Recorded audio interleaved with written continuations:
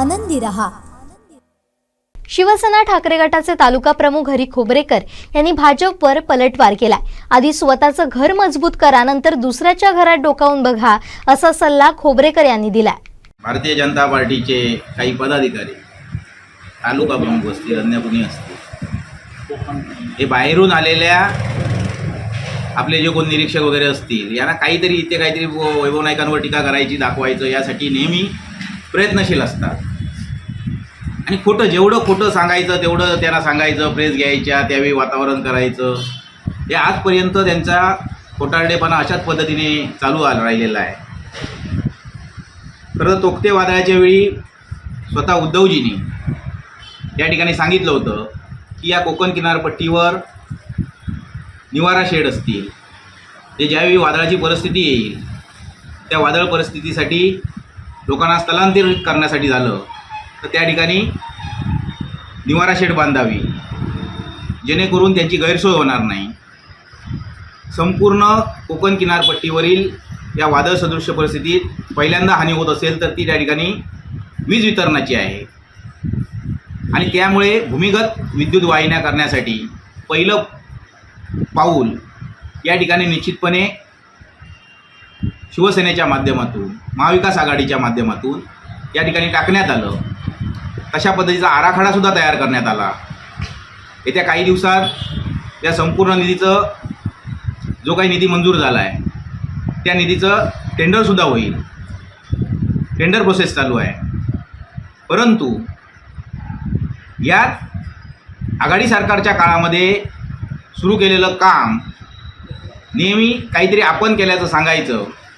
आता आपली सत्ता आहे, आपला मुख्यमंत्री आहे, त्यामुळे जे आघाडी सरकारच्या काळामध्ये घेतलेले निर्णय असतील, आघाडी सरकारच्या काळात घेतलेलं काम असेल, याच्यावर आपला दावा सांगायचा आणि जनतेमध्ये खोटं काहीतरी पसरवायचं, हे काम आज भारतीय जनता पार्टीचे पदाधिकारी या ठिकाणी करत आहेत। यापूर्वीसुद्धा या किनारपट्टी भागातील खंडित होणारा वीज पुरवठा म्हणजे तोंडवळी तहसील गाव असेल, हा सुद्धा किनारपट्टीचा गाव आहे। या ठिकाणी चांदा ते बांधा या योजनेअंतर्गत त्या ठिकाणी सुद्धा भूमिगत विद्युत लाईन या ठिकाणी पूर्ण झालेली आहे। या ठिकाणी त्यांचे आरोप आहेत, धोंडे चिंदरकर यांनी तोंडवळी तहसीलमध्ये जाऊन पाहावं, त्यांच्या शेजारचा गाव आहे, या ठिकाणी भूमिगत विद्युत वाहिनी टाकून त्या ठिकाणी पूर्ण केलेली आहे। आज काही व्यापारी वर्ग आमदारांवर टीका करत आहेत, सध्या कुठच्या पदावर काय आहेत हे आम्हाला माहिती नाही, परंतु या संपूर्ण बाजारपेठेतून भूमिगत विद्युत वाहिनी जाणार होती। सुमारे 5 कोटी रुपये या ठिकाणी मंजूर होते। एक व्यापारी संघातला कोणीतरी पुढाकार घ्यायला हवं होतं, विद्युत वाहिनी त्या ठिकाणी पूर्ण करून घ्यायला पाहिजे होती। त्या ठिकाणी असणारी रोहित्र यंत्र बसवण्यासाठी जागा दिली पाहिजे होती। हे काही न करता देवबागमध्ये नंतर जा तुम्ही, परंतु तुमच्या व्यापारी क्षेत्रामधील जे काही विद्युत वाहिन्यांचं जाळं होतं हे काढण्याचं काम सन्माननीय आमदार वैभवजी नाईक यांनी केलं होतं। त्यावेळी सुमारे 5 कोटी रुपये या भूमिगत विद्युत लाईनीसाठी मंजूर केले होते, परंतु त्या ठिकाणी बसणारी रोहित्र यंत्र असतील हे बसवण्यासाठी जागा उपलब्ध झाली नाही, त्यामुळे ते पैसेसुद्धा या ठिकाणी माघारी गेले। हे तुम्हाला व्यापारी असूनसुद्धा कळत नसेल तर माहितीच्या अधिकारात तुम्हाला माहिती मागण्याची सवय आहे, त्यामुळे निश्चितपणे त्याची माहिती तुम्ही घ्यावी आणि त्यावेळी तुम्हाला समजेल की वैभवजी नाईक साहेबांनी या ठिकाणी काय केलं। आज देवबाग तारकर्ली वायरी गाव असेल, आज वाढतं पर्यटन आहे, या ठिकाणी वाढीव वीज लागणार आहे, त्याच्यासाठी सुद्धा आम्ही निश्चितपणे प्रयत्नशील आहोत। आज महाविकास आघाडीमध्ये सुरू झालेल्या सिंधुरत्न योजनेअंतर्गत जास्तीत जास्त रोहित्र यंत्र बसवण्याचं काम येणाऱ्या काळामध्ये या ठिकाणी सिंधुरत्न योजनेच्या माध्यमातून आमदार साहेबांनी पुढाकार घेतलेला आहे। त्यामुळे येणाऱ्या काळात निश्चितपणे हा कमी दाबाचा जो काही प्रश्न आहे हा निश्चितपणे मार्गी लागेल। खरं तर 1 वर्ष होऊन गेलं, तुम्ही जर खरंच देवबाग तारकर्ली यामध्ये तुम्हाला पुळका असता तर त्या 1 वर्षामध्ये तुमचे पालकमंत्री आहेत, तुमचे मंत्री आहेत, या ठिकाणी देवबाग गावाला जास्तीत जास्त रोहित्र यंत्र पुरवण्याचं काम हे तुमच्या हातून घडलं असतं, त्या ठिकाणी वीज पुरवठा करण्याचं काम निश्चितपणे घडलं असतं। परंतु ज्यावेळी ग्रामस्थांचा उद्रेक झाला आम्ही ग्रामस्थांची भूमिका कोणतीही चुकीची मानणार नाही. या ठिकाणी रोज त्यांना होणारा त्रास आणि त्याच्यातून घडलेली ती एक प्रतिक्रिया, त्यांच्यावर दाखल झालेले गुन्हे असतील, त्या संपूर्ण ग्रामस्थांच्या पाठीशी उद्धव बाळासाहेब ठाकरे शिवसेना म्हणून आम्ही त्यांच्या पाठीशी आहोत, त्यांच्यासोबत आहोत. जे जे काही प्रश्न असतील ते निश्चितपणे मार्गी लावण्यासाठी आम्ही प्रयत्नशील आहोत. आज युती जेव्हा महाविकास आघाडीच्या काळामध्ये या ठिकाणी आम्ही त्या ठिकाणी 3 रोहित्र यंत्र बसवण्यासाठी निधी मंजूर केला होता, परंतु देवबाग गावामध्ये जागेअभावी या ठिकाणी ती रोहित्र यंत्र बसवू शकलो नाही.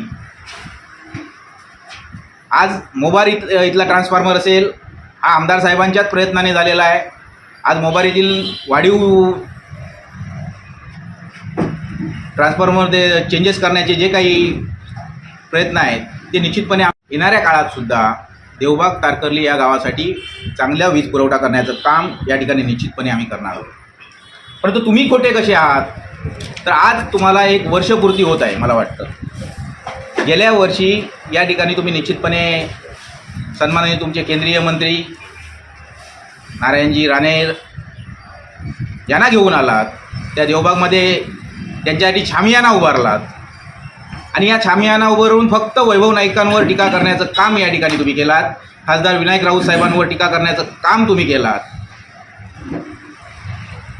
परंतु गेल्या वर्षी उद्घाटन केलेल्या तुम्ही नारळ फोडलात, तो नारळ या ठिकाणी खुसका निघाला असं या ठिकाणी निश्चितपणे म्हणावं लागेल. आणि माझा त्यांना प्रश्न आहे की या फसवेगिरीरित्या अजूनही एकही दगड न पडल्यामुळे तुम्ही सन्माननीय नारायणराव राणे यांच्यावर 420चा गुन्हा दाखल करणार का? पोलीस स्टेशनाबाहेर त्यांच्या देवबाग ग्रामस्थांसोबत त्यांच्यावर आंदोलन करणार का? हा माझा त्या भारतीय जनता पार्टीच्या पदाधिकाऱ्यांना प्रश्न आहे. या उलट देवबाग तारकर्ली गावाचा पाण्याचा प्रश्न होता. या ठिकाणी आघाडी सरकार असताना निश्चितपणे सुमारे 8 कोटी रुपये खर्चून त्या ठिकाणी नळपाणी योजनेचं काम आज चालू आहे. येत्या काही दिवसात ते पूर्णत्वास पण येईल. या ठिकाणी जो रस्ता खड्डेमय झाला होता, आज तुम्ही बघाल तर संपूर्ण रस्त्या त्या ठिकाणी सुस्थितीत केलेला आहे. रान नाल्याच्या ठिकाणी या ठिकाणी मोठ्या प्रमाणात ट्रॅफिक होत होतं, अरुंद पूल होतं. आज जवळजवळ 1.25 कोटी रुपये खर्चून त्या ठिकाणी तो पूलसुद्धा पूर्ण झालेला आहे. अशी अनेक कामं देवबाग तारकर्ली वायरी या गावासाठी निश्चितपणे मी जिल्हा परिषद सदस्य असताना आणि महाविकास आघाडीच्या काळामध्ये निश्चितपणे आम्ही केलेली आहे. त्यामुळे कुणाच्याही सर्टिफिकेटची आम्हाला गरज नाही. आणि शिक्षणाच्या गोष्टीवर बोलायचं तर शैक्षणिक गोष्टीत तुमचा शिक्षण मंत्री आहे, तुमच्या सरकारचा शिक्षण मंत्री आहे. आणि तुमचा शिक्षण मंत्री असताना सिंधुदुर्गातल्या शाळा 121 शाळांवर शिक्षक नसण्याची वेळ येणं हे या सिंधुदुर्ग जिल्ह्याचं दुर्भाग्य आहे.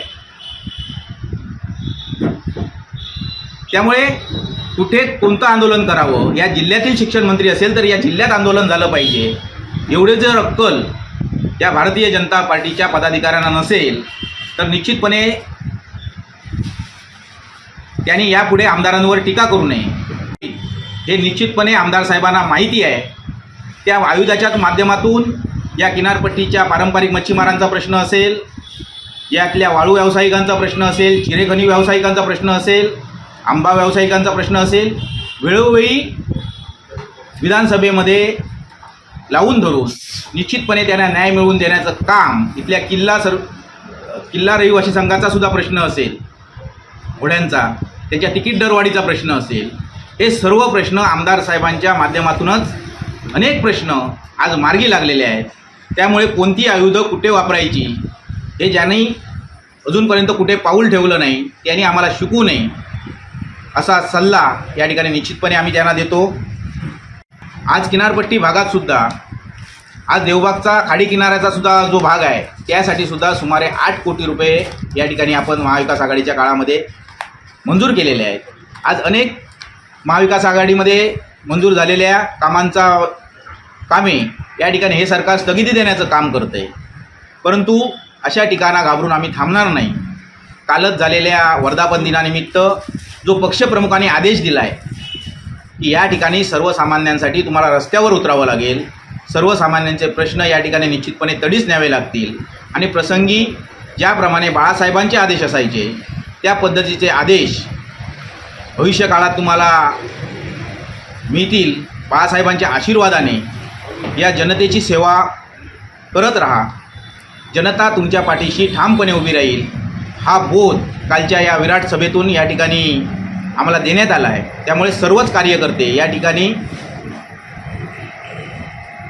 साहेबांचे विचार ऐकून उद्धव साहेबांच्या विचाराने या ठिकाणी येणाऱ्या काळामध्ये घोडदौड करतील आणि त्यामुळे भाजपची झोप या ठिकाणी उडालेली आहे. आणि या उडालेल्या झोपेमध्येच काल काही जणांना त्यांच्या जिल्हाध्यक्षांनी टोले पण लावले की प्रथमतः तुम्ही तुमच्या घरातील भांडणं मिटवा आणि तदनंतर या ठिकाणी दुसऱ्याच्या घरात डोकावून पहा. तुमच्याच जिल्हाध्यक्ष येत आहेत आणि सांगतायत की हातात हात घालून काम करा, म्हणजे आज तुमच्या हातात हात नाही आहेत. त्यामुळे तुमच्या घरातले हात आधी मजबूत करा आणि नंतर आमच्या घरामध्ये पहा, एवढा सल्ला या ठिकाणी मी देतो. आणि येणाऱ्या काळामध्ये ज्या ज्या काही देवबाग विजेच्या समस्या असतील, अन्य समस्या असतील, या सोडवण्यासाठी आम्ही सक्षम आहोत. आणि भक्कमपणे या ठिकाणी जे काही ग्रामस्थांवर केसेस पडलेले आहेत, आमच्या सरपंचांवर केसेस पडलेले आहेत, त्यांच्या पाठीशी आम्ही उद्धव बाळासाहेब ठाकरे शिवसेना ही त्यांच्या पाठीशी आहे. कोकणातल्या ताज्या घडामोडी आणि लाईव्ह अपडेट्ससाठी फॉलो करा कोकणचं नंबर 1 महा चॅनल कोकण 7 लाईव्हचं फेसबुक पेज.